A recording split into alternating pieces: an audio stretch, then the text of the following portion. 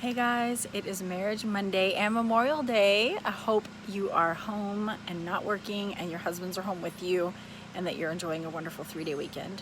We are going to, and I'm so excited. So I feel like I've talked about everything there is to talk about, at least that I know to talk about marriage. So I'm running out of ideas. So please give me some requests in the comments below and I am happy to touch on some of the things you guys want to hear from me about on Marriage Mondays.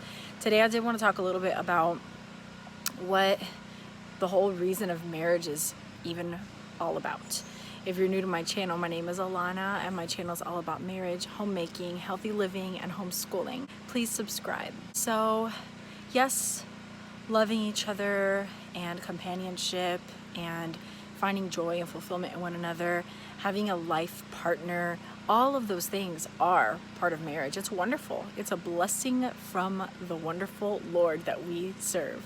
It is a joy. It is something to cherish and to find great joy in. But it is not our identity, right? Our identity is Christ. And it is a covenant that the Lord has designed and created for the purpose of being the picture of Christ and the church to the world. You'll find that in Ephesians 5 when it talks to wives and to husbands, and it tells wives to follow, to submit, to respect their husbands the way Christ does the church, and it tells husbands to love and cherish their wives the way that Christ gave himself up for the church. So they're a model of Christ, we're a model of the church, and we're supposed to exemplify that to the world. So that is what our marriage is for, right? To expand the kingdom, to link arms together and share the gospel with the world, to minister together to this lost world, to be a picture of that to the world. And that is the big picture, the eternal value and part of what we're doing here.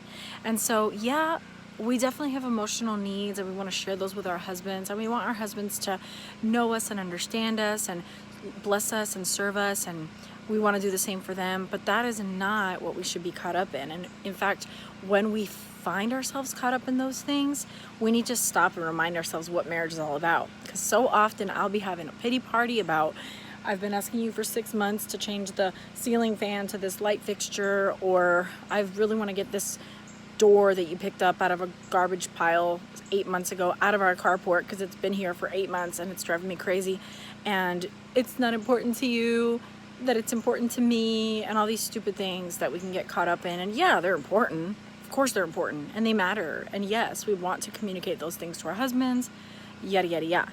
But in the grand scheme of things, they are not important. What is important is linking arms with our husbands and ministering to the world. And so when we think about marriage in that way, we feel so silly for getting caught up in insignificant things that have no eternal value and that don't matter. Still, they're important. Still, we should talk about them. Still, we should strive to do them. I don't know if you guys ever listen to Paul Washer, but I love Paul Washer. He's one of my favorite pastors when it comes to talking about marriage and family and parenting, as well as Vodi Bakum, John MacArthur, John Piper. But something that Paul Washer says, I just think is so true. It's another reason that the Lord just uses marriage to sanctify us.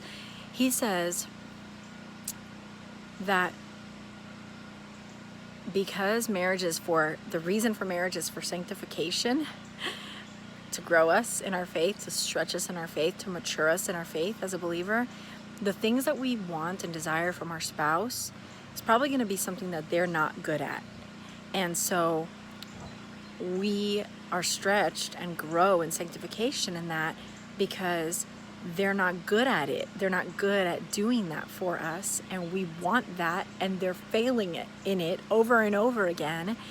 And we have to exercise grace and mercy and love and forgiveness and lean on the Lord and cling to Christ through those things. And what is a result of all of those things? Growing in our faith, being sanctified.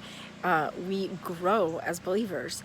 So it really is interesting. If I stop and I look at all the things that I want from my husband, the top 2 are things that he really isn't good at. And it's like, oh yeah, this is what Paul Washer's talking about. Okay. And I'm not going to share the details of that just because that's really personal. And my husband is wonderful. He is awesome. He is very present in our life. He sacrifices so much to be with us, and I can list the positives about him, and they will far outnumber the negatives. And I'm so thankful and blessed to have a man that above all loves Christ, and I can see it in his life. I benefit from his love for the Lord and his walk with the Lord. He is faithful to the Lord, and so he is faithful to me. So I'm so thankful for that. But of course, there are struggles in every marriage, and there's just little things here and there that I'm like, I really need this from you, and you're not doing it, no matter how many times I express that I need this from you. And it's never an intentional, I don't want to do it. It's just, a weak point. So it makes me wonder, what are the things that I do not measure up to that he really wants from me? I'm like scared to ask, I'm scared to ask, because when Paul Washer said that, he wasn't just talking to wives about their husbands, he was talking to people about their spouses. So I'm pretty sure that it would be the same for the husband, that whatever you need the most or want the most from your wife, she's probably not very strong in that, and so the Lord uses that to grow you and sanctify you in your faith. So those are just a couple of things I wanted to mention today. And then with it being Memorial Day and possibly having your husband home, I think I did this last time it was a 3-day weekend, just to encourage you guys. Like, our husbands work so many hours a week, and yes, we do too. Different, totally different. Seek ways to serve and bless him while he's home. Let him sleep in. Don't have a list of things that you want him to do, unless he wants to do them, and then cool, do them together. But if his hope is to relax and chill all day long, don't judge him. Just bless him with the liberty to do that. I feel like men are so happy when they feel free in their house and not judged. And trust me, I fall into that sometimes. I'm like, I can't believe we're not doing this. We're supposed to be doing this thing that I thought we should do, and we're not.